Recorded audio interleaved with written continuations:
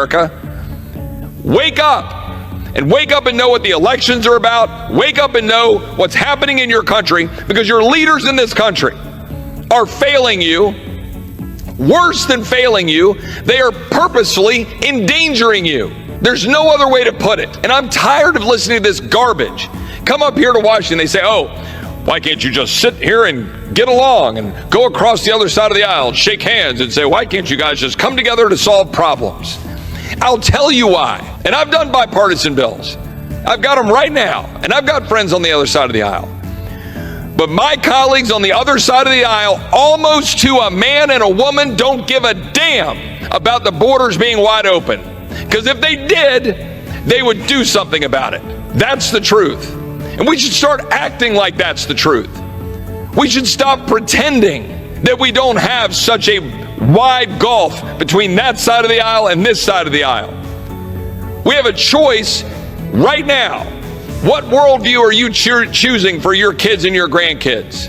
And again, continued tough love for my colleagues on this side of the aisle. For decades, we have been complicit by allowing the Chamber of Commerce to use cheap labor as their excuse for wide open borders, which set the stage for what we're dealing with right now. Those days are over. Finally, my colleagues on this side of the aisle, and getting H.R. 2 passed, has finally forsaken the Chamber of Commerce's death grip on the Republican Party, saying we need our cheap labor.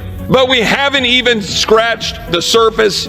We haven't even begun to do what is necessary to take our country back.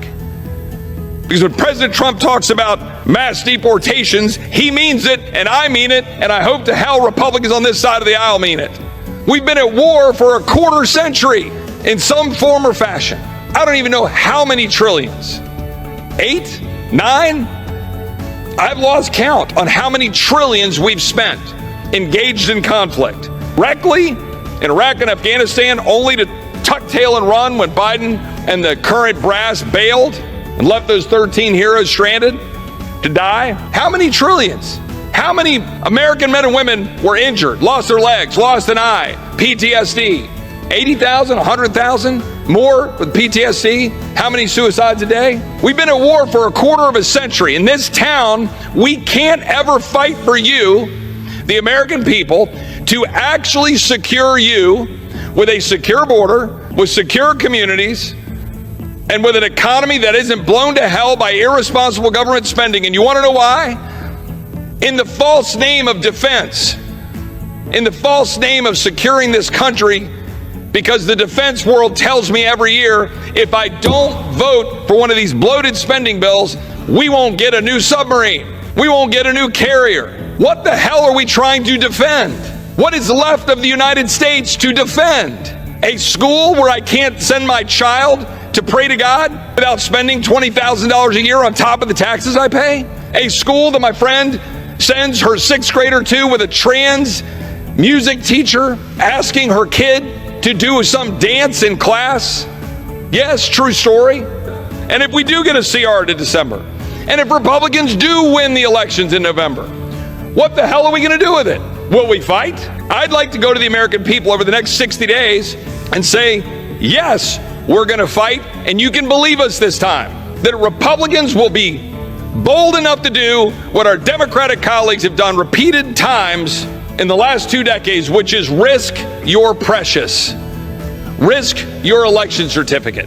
Stop starting off every Congress saying, well, if we do this, we risk our majority makers. What good is it to be in Congress if you don't do something with your election certificate and then go sell it to the people you represent as being the right thing to do?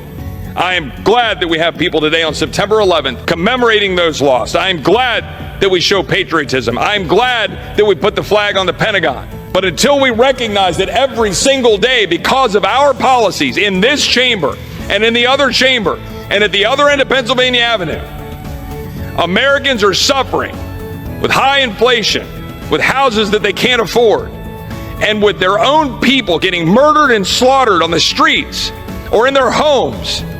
I'm sure I'm going to get some sort of admonition for directing some of my venom to the other end of Pennsylvania Avenue. But the fact is, the leaders of this country need to be warned.